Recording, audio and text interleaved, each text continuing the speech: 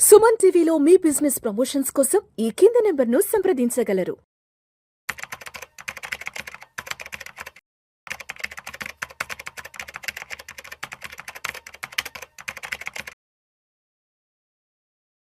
అనిల్ గారు నమస్తే సార్. నమస్తే అండి. అనిల్ గారు, లాస్ట్ 3-4 ఇయర్స్ నుంచి పిఎంఎస్ కూడా బాగా బజ్ క్రియేట్ చేస్తుంది. ఇప్పుడు పెద్ద పెద్ద వాళ్ళు పెద్ద అమౌంట్స్ని ఒక 50 లక్షలు, ₹1,00,00,000 అలా ఇన్వెస్ట్ చేసుకోవడానికి పిఎంఎస్ అనేది ఒక అనువైన ఇన్వెస్ట్మెంట్ ఆప్షను, లేదంటే ఇన్వెస్ట్మెంట్ రెవెన్యూ.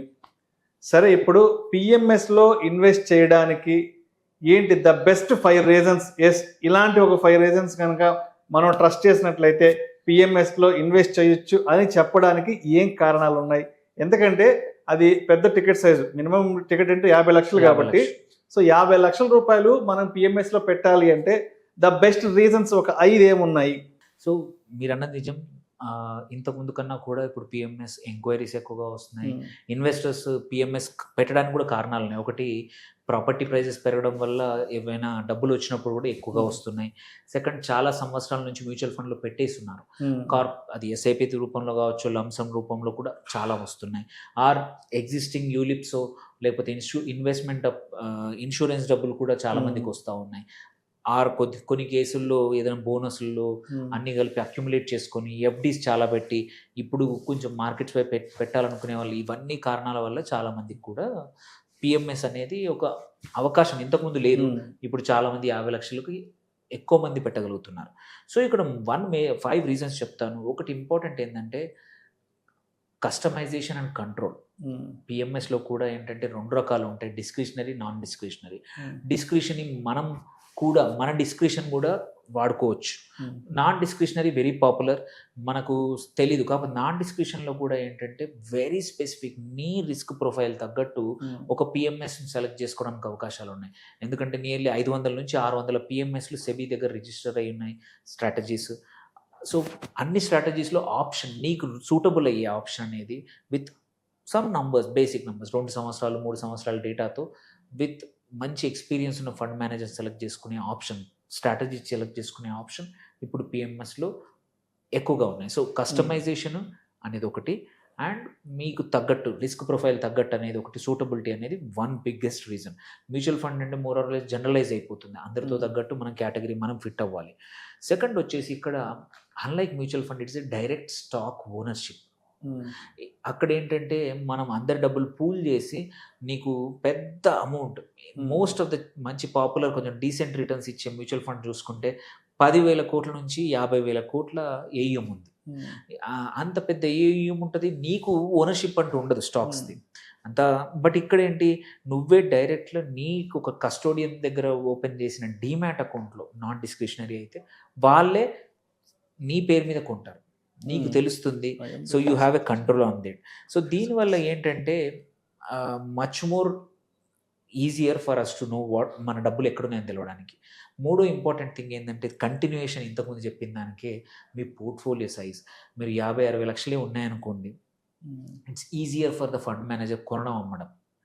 అదే ఒక పెద్ద పెద్ద పోర్ట్ఫోలియో ఉన్న మ్యూచువల్ ఫండ్ దాంట్లో 500-600 కోట్లు ఉంటే ఇట్స్ డిఫికల్ట్. మీరు చూడండి, ఏనుగు మెల్లిగా కదులుతుంది, అదే జింక which is smaller can run faster. PMS కూడా సేమ్ అదే అనమాట. పోర్ట్ఫోలియో సైజ్ 50 లక్షలు 60 లక్షలే ఉంటుందండి. అప్పుడు మ్యాక్సిమం ఒక్క స్టాక్కి అలొకేషన్ 10%. అంటే 50 లక్షలు 5 లక్షల రూపాయలు ఒక స్టాక్కి హైయెస్ట్.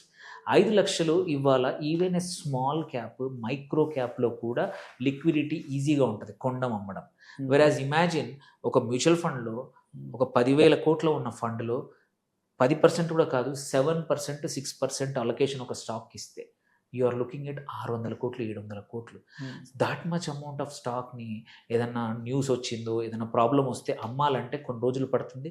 అమ్మినా కానీ అనుకున్న ప్రైస్ రాదు ఫండ్ మేనేజర్. అందుకే రిటర్న్స్ యావరేజ్ అయ్యి స్మూత్ అయ్యి తగ్గుతాయి. పిఎంఎస్లో అట్లా కాదు, ఫండ్ మేనేజర్ బాగా వర్క్ చేస్తే మీకు ఇండెక్స్ కన్నా కూడా మ్యూచువల్ ఫండ్ 2-3% ఎక్కువ ఇస్తుంది అంటాము, కుదిరితే 4% వరకు ఇస్తుందంట. బట్ పిఎంఎస్లో ఫండ్ మేనేజర్ అజైల్ ఉండి మంచి పోర్ట్ఫోలియో మేనేజ్మెంట్ స్ట్రాటజీ వాడి క్విక్గా ఉంటే మాత్రం 15-20% హయ్యర్ దాన్ ఇండెక్స్ వచ్చే పాసిబిలిటీ ఉన్న ఫండ్స్ ఉన్నాయి. మార్కెట్స్ కన్నా కూడా ఈజీగా 10-15% హయ్యర్ రిటర్న్ జనరేట్ చేస్తాయి. సో ఎవరైతే ఇది fourth reason, concentrated higher returns కావాలనుకునే వాళ్ళకు పిఎంఎస్ఆర్ బెస్ట్ బెట్. ఎవరికైతే టైం దొరకట్లేదు, వాళ్ళకు మార్కెట్ నాలెడ్జ్ ఉంది, డైరెక్ట్ స్టాక్స్ ఎక్స్పోజర్ కావాలి బట్ టైం లేదు, అలాంటప్పుడు పిఎంఎస్కి వెళ్తే ఏంటంటే ఒక ఫండ్ మేనేజర్ మీరు suppose me risk appetite small and mid cap తీసుకునే అవకాశం ఉంది, అట్లాంటి ఫండ్ పిఎంఎస్ని తీసుకోవచ్చు. లేదు నేను కొంచెం conservative but still direct equity కావాలంటే large and mid cap oriented equity తీసుకోవచ్చు.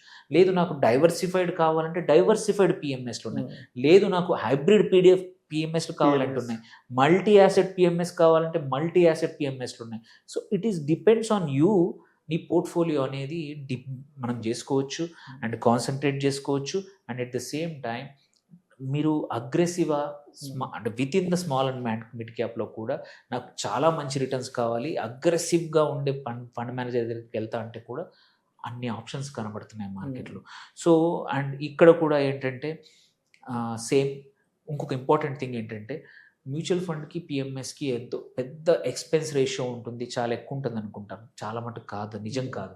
మీరు most of the regular mutual ఫండ్స్లో చూస్తే 1.8 నుంచి 2%, ఆ 2.2 వరకు కూడా ఎక్స్పెన్స్ రేషియో ఉన్నాయి రీసెంట్గా లాంచ్ అయిన ఫండ్స్లో.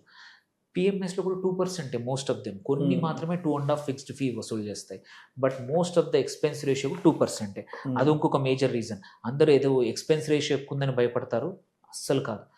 జస్ట్ మీరు చూసుకుంటే మ్యూచువల్ ఫండ్కి పిఎంఎస్కి పెద్ద తేడా ఉండదు ఇన్ టర్మ్స్ ఆఫ్ ఎక్స్పెన్సెస్.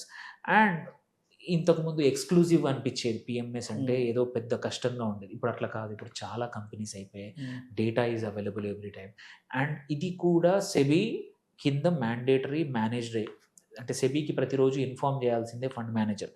వీళ్ళకి కూడా లైక్ మ్యూచువల్ ఫండ్ కస్టోడియన్స్ ఉంటారు, లైక్ మ్యూచువల్ ఫండ్ రిజిస్ట్రార్ ఉంటారు. సో మీ డబ్బులకు ఎటువంటి ఇబ్బంది ఉండదు ఎప్పుడు వద్దన్నా. అండ్ ఇక్కడ ఇది లాక్ ఇన్ ఇన్వెస్ట్మెంట్ కాదు, ఇది లైక్ లైఫ్ ఇన్సూరెన్స్ ప్రోడక్ట్ లాగా కాదు. ఇది ఏ రోజైనా సరే ఎగ్జిట్ లోడ్ ఎంత అయితే ఉంటుందో ఆ ఎగ్జిట్ లోడ్ తీసుకొని ఏ రోజైనా విత్డ్రా చేసే అవకాశం కూడా ఉంటుంది. So PMS gives you that extra customization, extra returns కావాలంటే తీసుకోవచ్చు. అండ్ ఇంపార్టెంట్ ఏంటంటే నువ్వు దగ్గర 50-60 లక్షలు ఉన్నాయంటే మోస్ట్ ప్రాబబ్లీ మీకు ఆ డబ్బులు ఇమ్మీడియట్గా అవసరం చాలా కొద్ది మందికే ఉంటుంది. అలాంటప్పుడు ఎక్స్ట్రా రిటర్న్ లైక్ 14-15కి ఎందుకు సెటిల్ అవ్వాలి, 20-22కి ఎందుకు సెటిల్ కావద్దు అనే question. So and fund managers చాలామంది ఉన్నారు, ఇక్కడ కూడా అడ్వైజర్స్ చాలామంది ఉన్నారు, దానికి కూడా సపరేట్ లైసెన్స్ కావాలి. పిఎంఎస్ కూడా లైక్ మ్యూచువల్ ఫండ్ లాగా పిఎంఎస్ ఏపీఎంఐ దగ్గర నుంచి తీసుకున్న వాళ్ళు ఉంటారు. So which funds are better తెలుసుకోవచ్చు. ఇక్కడ మాత్రం డైరెక్ట్ అండ్ రెగ్యులర్ లేదు, పిఎంఎస్ ఎవరి ద్వారా వెళ్ళినా సేమ్. అది ఇంకొక డౌట్ వస్తుంది చాలామందికి. కాకపోతే ఒక అడిషనల్ స్టెప్ ఏంటంటే మాత్రం సంవత్సరానికి ఒకసారి PNL, profit and loss statement అనేది మాత్రం విచ్ రిఫ్లెక్ట్స్ ఏంటి, మనం కొన్న స్టాక్స్ ఏంటి, అమ్మిన స్టాక్స్ ఏంటి, thereby short term capital gain ఏంటి, షార్ట్ టర్మ్ క్యాపిటల్ లాస్ ఏంటి, లాంగ్ టర్మ్ క్యాపిటల్ గెయిన్ ఏంది, లాంగ్ టర్మ్ క్యాపిటల్ గెయిన్. ఇది ఒక స్టేట్మెంట్ తీసుకెళ్ళి మన సీఏకి ఇస్తే చాలు. ఇది ఒక అడిషనల్ స్టెప్. అవసరం వస్తే ట్యాక్స్ కట్టాల్సి వస్తుంది, లేదంటే ట్యాక్స్ కట్టాల్సిన అవసరం లేకుండా నెక్స్ట్ ఇయర్ క్యారీ ఫార్వర్డ్ చేయాలి. ఈ ఒక్క స్టెప్ తప్ప మనకు అడిషనల్ రిటర్న్స్, కస్టమైజేషన్, ఇన్ని బెనిఫిట్స్ ఉన్నాయి. సో ఎవరైనా సరే ఉంటే మాత్రం ఎక్స్ప్లోర్ చేస్తే మాత్రం మంచి రిటర్న్స్ ఇక్కడ నుంచి వచ్చే అవకాశం ఉన్నాయి.